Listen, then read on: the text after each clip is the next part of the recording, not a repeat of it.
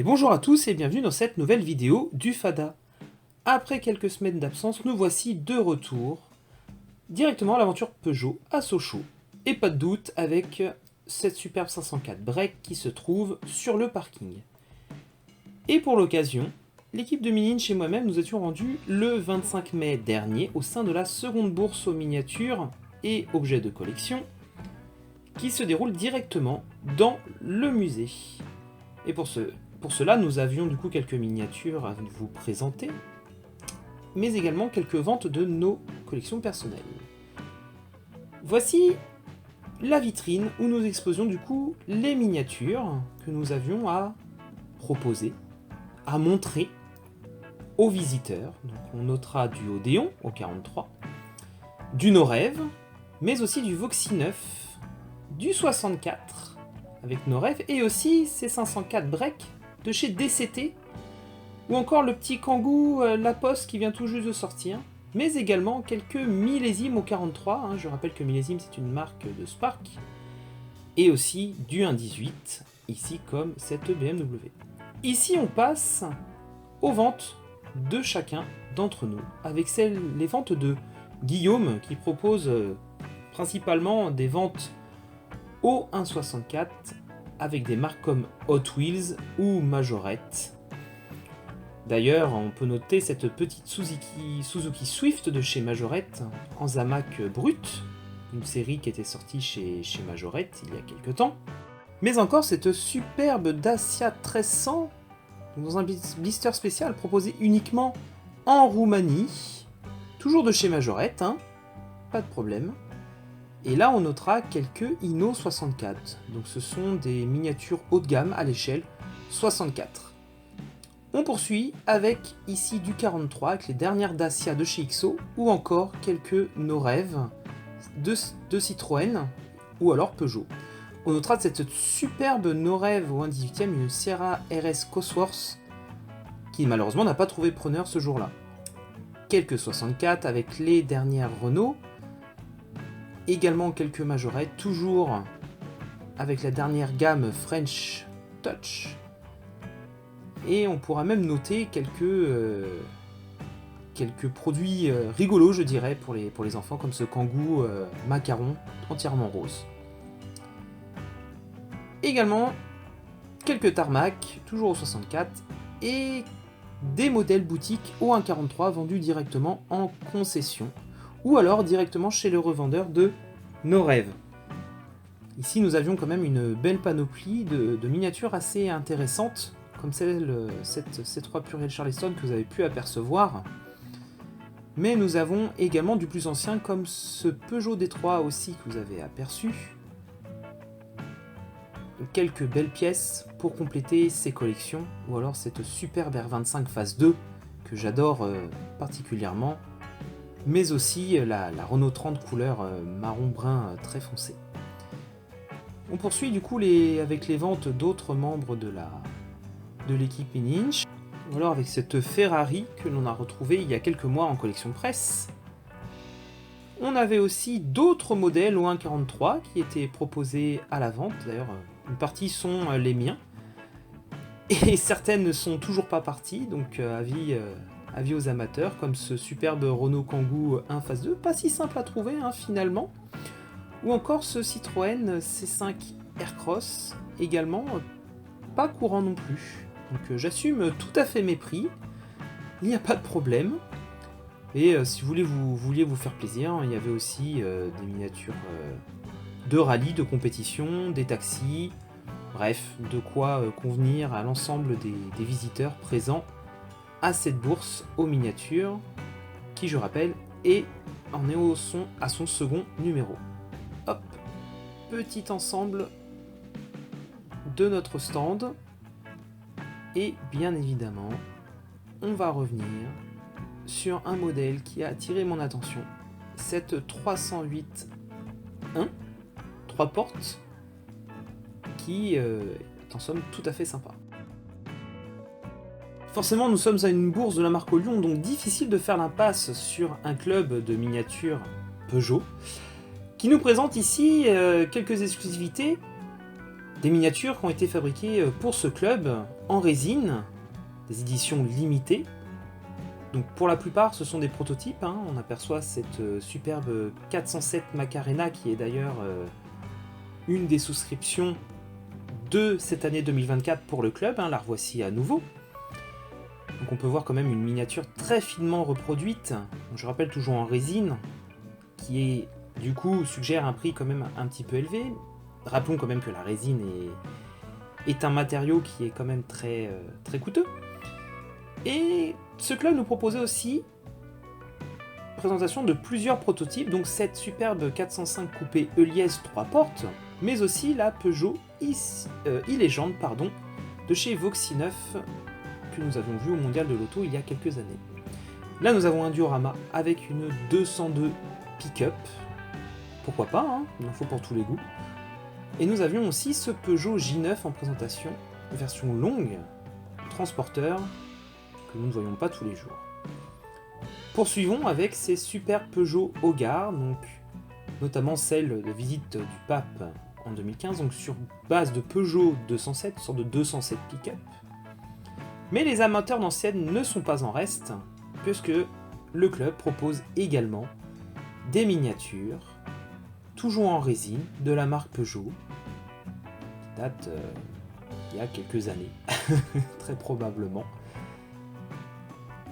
Poursuivons avec la nouvelle souscription pour cette année 2024, qui est d'ailleurs d'ores et déjà disponible, la 174S de 1925, toujours de marque Peugeot, un véhicule de compétition.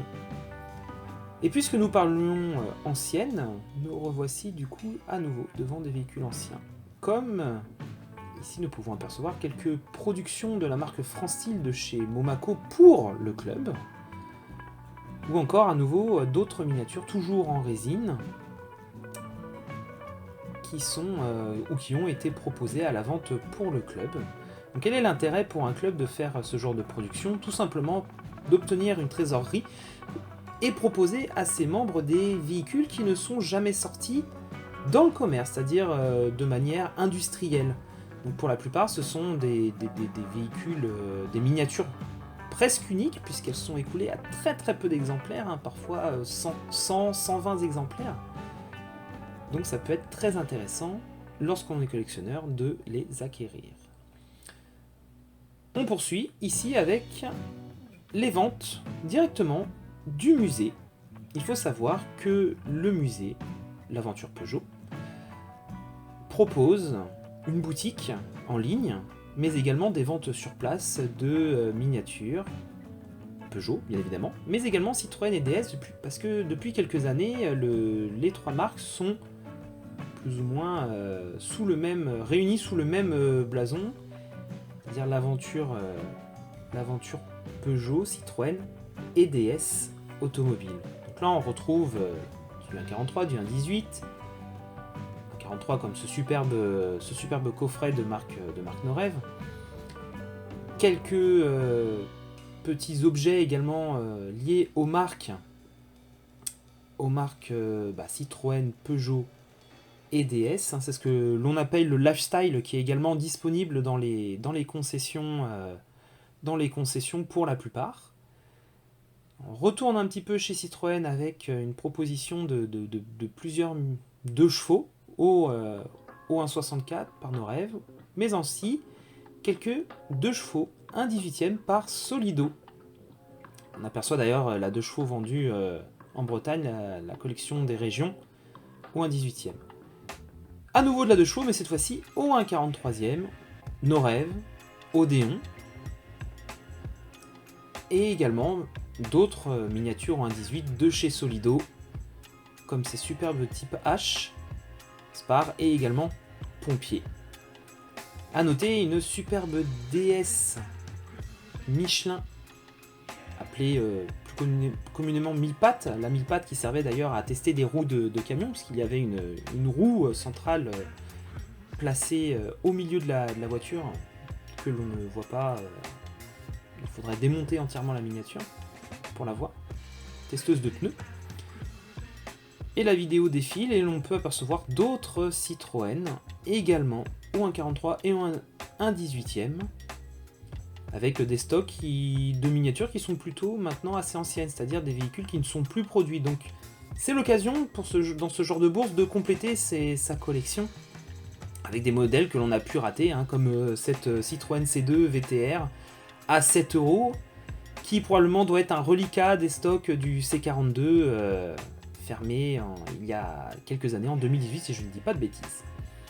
Était proposé également durant cette bourse une exposition de véhicules de compétition. Alors je ne suis pas très calé en véhicules de compétition, là il s'agit en l'occurrence de Peugeot 505 uniquement, avec des décorations différentes et conduites par différents pilotes.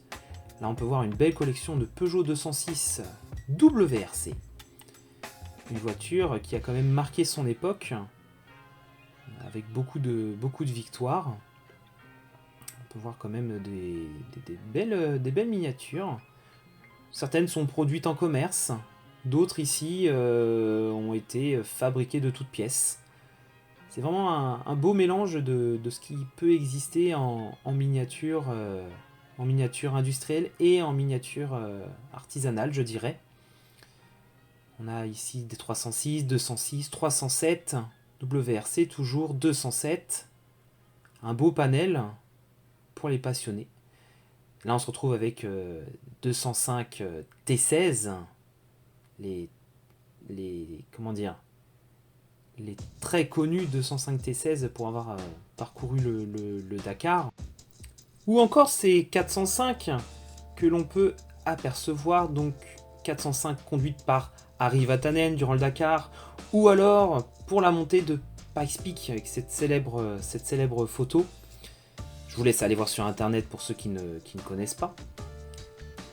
On a aussi d'autres modèles comme ces 309, ces 106. On distingue d'ailleurs bien ici des véhicules, des miniatures qui sont issus de kits, c'est-à-dire de miniatures montées par quelqu'un. Donc à nouveau de la 206, de la 207, 306, 208, bref, des belles choses, tout comme à nouveau C106, un véhicule qui a laissé son empreinte pour la marque Peugeot. On a aussi cette 208 Pikes Peak, le 2008 DKR du Dakar. Plusieurs représentations proposées, avec différentes livrées ou teintes. Bravo à ce collectionneur, puisque d'ailleurs, oui, j'ai oublié de le préciser, il s'agit d'une collection entièrement personnelle. Et on va terminer par à nouveau une collection personnelle, celui d'un amateur toujours de la marque Olion, qui a voulu représenter sa vision du musée de l'aventure Peugeot, en rangeant ses miniatures par thématique, par année. Donc là on a un beau mélange, un bon pêle-mêle de tout ce qui peut exister en termes de Peugeot miniature. C'est à découvrir, il était déjà là l'année dernière, et des photos circulent sur le net, je vous invite à aller voir ça. Dans tous les cas, je vous dis à très bientôt, et merci de m'avoir regardé.